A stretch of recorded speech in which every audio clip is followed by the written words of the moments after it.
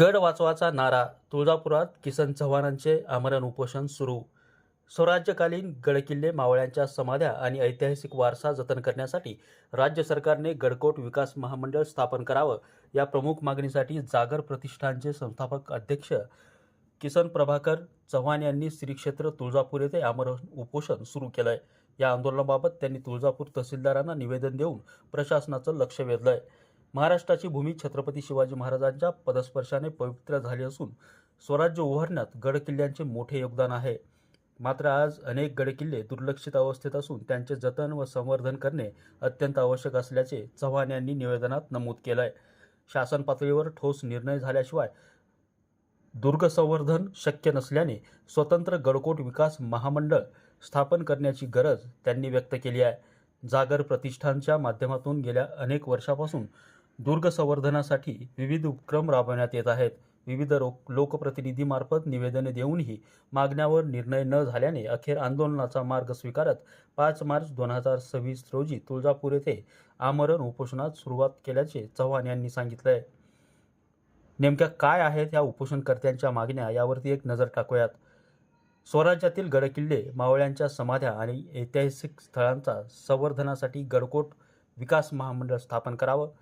गडकिल्ल्यावरील अतिक्रमणे तात्काळ हटवावीत.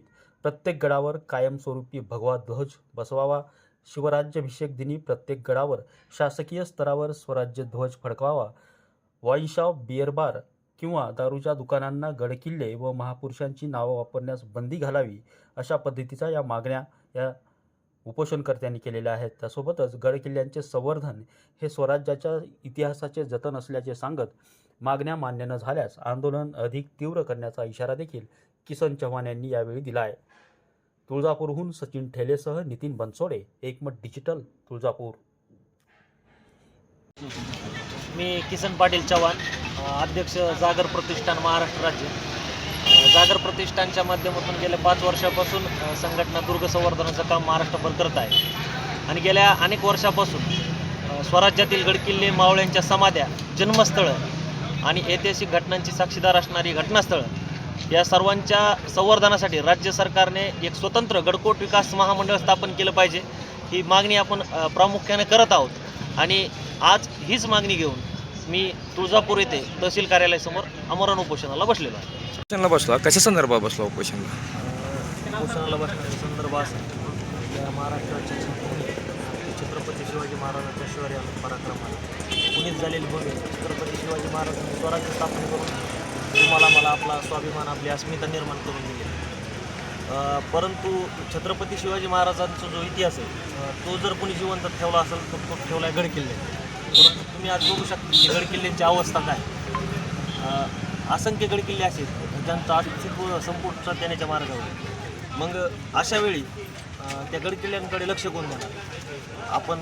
आम्ही दुर्ग सेवा करतो, दुर्ग संवर्धन मोहिमा करतो, पण त्यानं कायमचं त्याचं समाधान होणार नाही. त्याच्यामुळं आमची राज्य सरकारकडे अशी मागणी आहे, गेल्या अनेक वर्षापासूनची आमची मागणी आहे की स्वराज्यातील जे गडकिल्ले आहेत, मावळ्यांच्या समाध्या असतील किंवा मावळ्यांचे जन्मस्थळं असतील, ऐतिहासिक घटनांचे साक्ष देणारे ठिकाणं असतील, तर या सगळ्यांच्या संवर्धनासाठी राज्य सरकारने एक स्वतंत्र महामंडळ स्थापन केलं पाहिजे, ही अशी आमची प्रमुख मागणी आहे. पुढली भूमिका काय आता? आता आमरण उपोषणाला आम्ही बसलो, बघूयात. आज पहिला दिवस आहे. छत्रपती शिवाजी महाराजांचे जे गडकोट आहेत, जे गडकिल्ले आहेत, आजही आजच्या अभियांत्रिकीला, आजही आजच्या इंजिनियरला लाजवणारे गडकिल्ले आहेत. म्हणजे कुठल्याही पद्धतीचा जर भारतातला इंजिनियर उभा केला आणि छत्रपती शिवाजी महाराजांसारखा गड बांधून दाखवा असं सांगितलं तर त्या इंजिनियरनं तोंडात बोट घातलं पाहिजे. अशी अवस्था आजच्या या सरकारची आहे, सरकारमधल्या प्रशासकातल्या लोकांची आहे.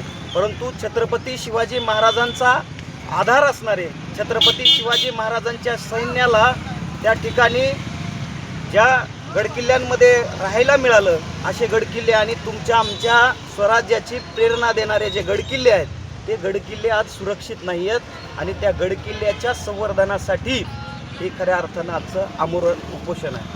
एवढंच नाही, छत्रपती शिवाजी महाराजांच्या गडकिल्ल्यावर खेकड्यासारखे बसणारे जे अतिक्रमित लोक आहेत ते अतिक्रमणसुद्धा सरकारनं काढले पाहिजेत.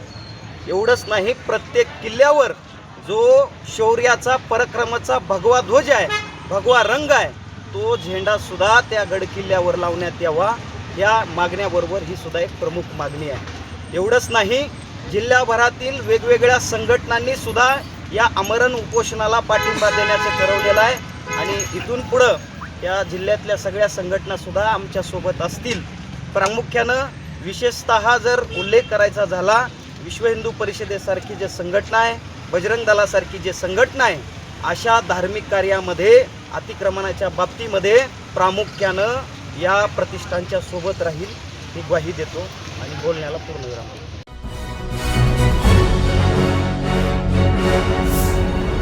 Thanks for watching Ekmat Digital.